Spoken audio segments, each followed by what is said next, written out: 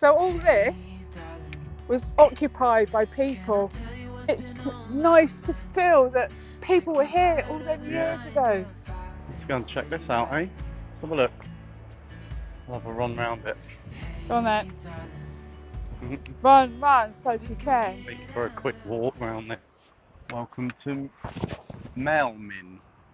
The landscape surrounding this area is rich in archaeology, some of it dating back to 10,000 years ago. Wow. At this site there is a short walk with information boards telling the story of human occupation from those early days through the Dark Ages, the 6th century, when the fields surrounding you were home to the King of Northumbria and the royal palace of Maelmin.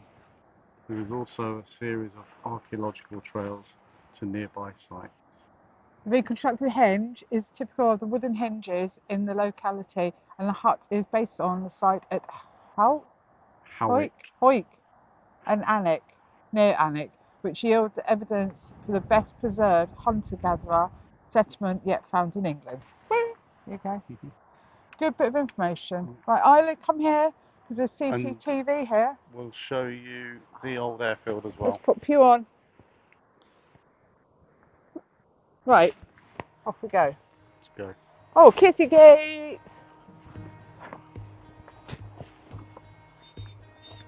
Isla, you can't get hands off! Go on the go round, Isla. Kissy gate.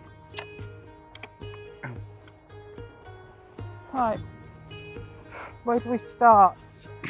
Probably, I don't know, probably that way, I reckon. Yeah? Yeah. Come on, Isla.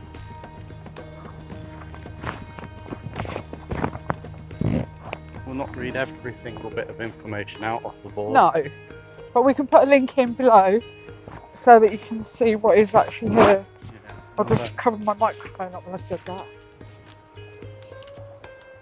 I'll just give you a snippet of information. Right, so, let's have a look, quick run, River Till. Oh, we've just been down the River Till, haven't we? Yeah.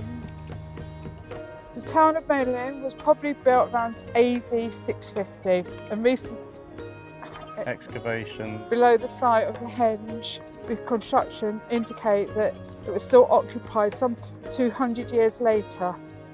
Maelmin lies buried in the fields in front of you. Ah. Aerial photographs show that it was surrounded by a substantial I can't do big words.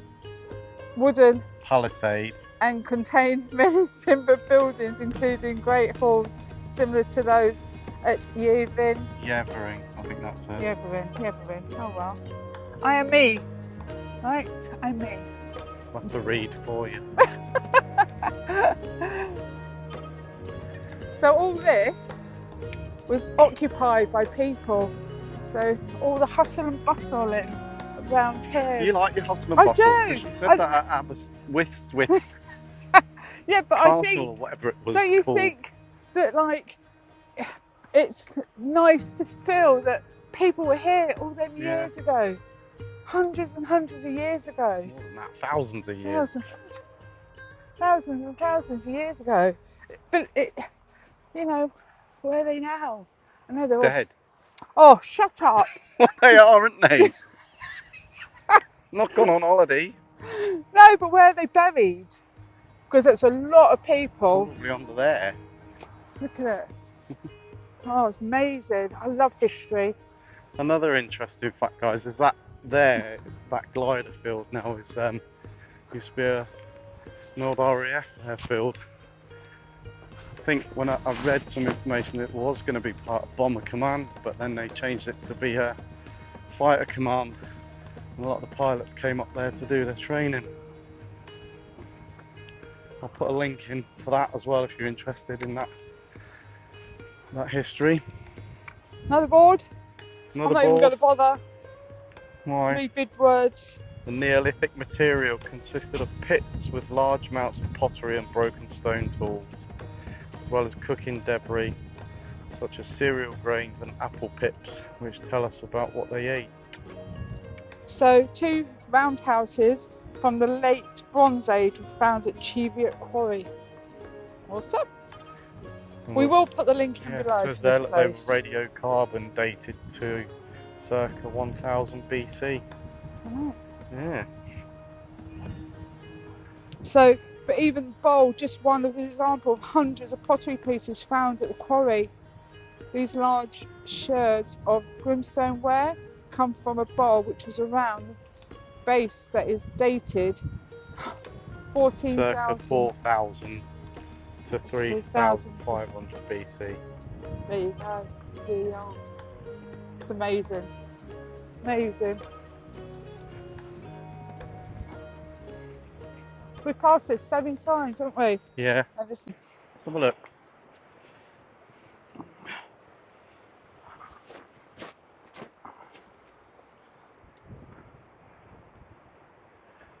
Reconstructed Dark Age house. The house before you is a full-scale reconstruction of one of the 3 Dark Age houses excavated at Tarmac's Cheviot Quarry. wow. Oh, it's amazing.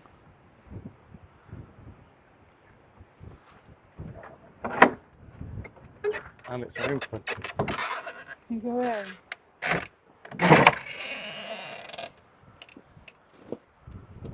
It's really dark in here. You might not get them on camera. Put the lights on. Yeah, it's not too bad, the light can sit on camera. This house would probably have been the home of a farmer and his immediate family. Sorry. No finds were made that could tell us what sort of furniture was in the house, but later historical sources mentioned benches, tables and beds. Imagine how cold it would be in here in the winter. There's not even a coal fire at place, is there? Like a little, oops, Burner. no. Oh, how cold will it have been? I need barnwood builders to come over and do the trunking. That's awesome.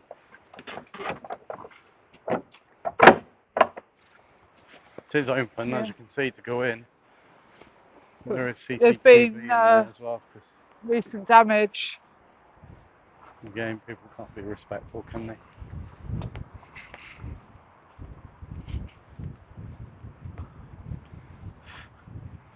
Coming of the Anglo-Saxons. Right.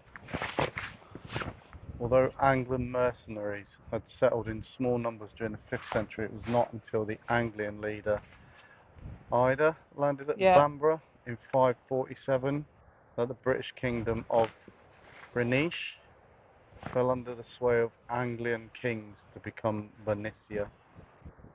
Right, so from the fortress of Bamborough, the pagan Angles Angels gradually extended their power from the Northumberland coast inland to the Millfield Basin and beyond. Hey!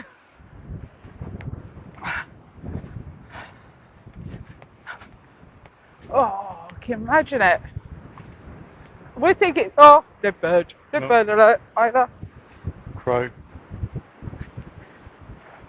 Oh, it's windy in here. So it's the British revival of heroic deeds and bardic tales. After the abandonment of the Hadrianic frontier in 410 AD, Britain became divided into small kingdoms. According to the Welsh genealogies, northern England became consolidated under the rule of Cole the Old. So this is the timeline, look. You see the timeline. Yeah. Awesome. Next.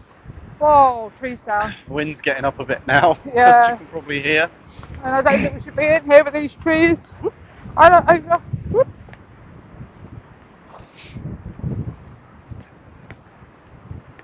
Quick one. Romans and Britons on the edge of the empire, lying to the north of Hadrian's Wall until the Till Valley was only occupied for short periods by Roman armies. Next, because it's cold and windy. We will leave the link below. How are we going to get through? Oh, we pass around. Warriors, farmers and druids. The Iron Age, between 700 BC and AD 80, witnessed the growth of large hilltop settlements known as hill forts. Many had elaborate defences such as the massive stone-built walls at GIMBAL and the multiple defensive circuits at Dodlaw West, Humbleton Hill and West Hills above. I had tattoos in them days. Any bum? Might have been henna. By the late Bronze Age, Sorry. by the late Bronze Age, a wide array of weaponry was in circulation, including swords, knives, axes, spears, and shields. The swords' offerings were found in Ewart Park, where they had been thrust vertically into the ground. Where was this the act of the Bronze Age warriors seeking favour from their gods? Who knows? I know. Onwards. Onwards, keep going.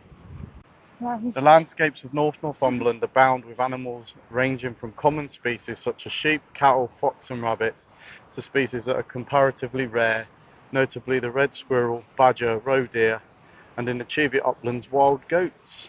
Look, there's a bear. Where's he come from? He's not here. Here. Wild ox. Next. Next we go.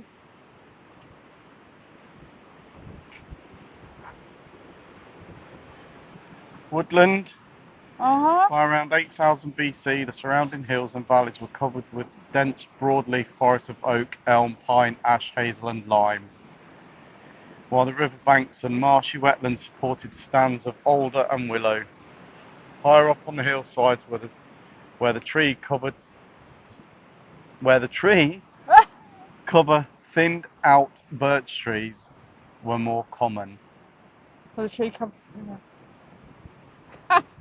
Get Cold air must be tongue-tied. Getting there, ting-tied. There's a board.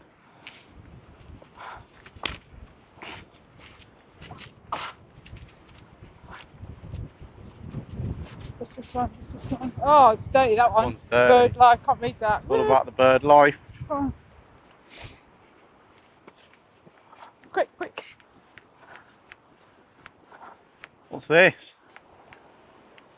Don't know. We'll read it here. That's just about the climate. Just about the climate. By comparison to the rest of the UK, North Northumberland has a climate that is relatively dry, cool and sunny. Oh. Not today. No, not today. It's kind of windy. Check the hair out.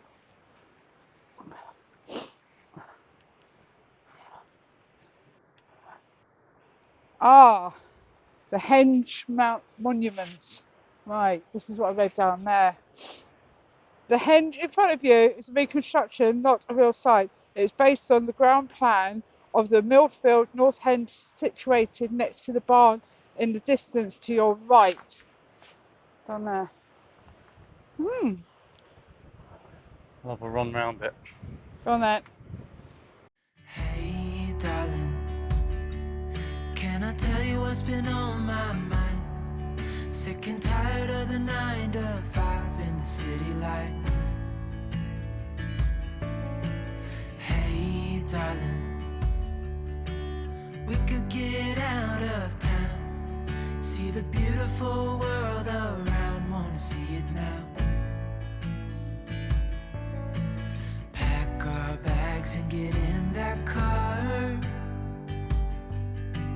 leave a little note and we'll drive real far. Let's get out, we can leave this city. Let's drive to the open air. Yeah, the countryside is so pretty. Quick tour of that. I read it while you were walking around what it is.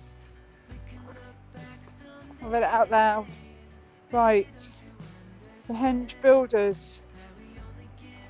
During the latter Neolithic and early Bronze Age, important changes in the way people thought about the world took place. This indicated by the widespread construction of new types of ceremonial monuments, including stone circles, standing stones, henges, pit alignments and burial cairns to create a ritual landscape. Ooh. Many settlements remain on the gravel terraces of the valley floor on the flat ground on which you're now stood. Interesting. Interesting. Right, this way, back that way. The board by the tree. The first farmers. Taming the land. The early Neolithic is the name given to the age when the first farming groups emerged in Britain. Archaeologists continue to debate whether farming was introduced to the British Isles by incoming settlers from Europe or by existing hunter-gatherers adopting aspects of farming by the spread of ideas. Cool. Cool. And last but not least, then we've got the bit out there to look at. Memorial, which is quite close to our hearts. Hunter-gatherers, life on the move. The Mesolithic is the period between the last ice age and the beginning of farming, when hunter-gatherers inhabited the British Isles. Wow. It's really interesting. Oh, so we've not read everything because there's so much to read, but we'll put the link below. If you're ever up this way, just pop in. It's just a little circle around, you know, to have a look, and it's very It's interesting. interesting, it's worth a visit. Very interesting. that we only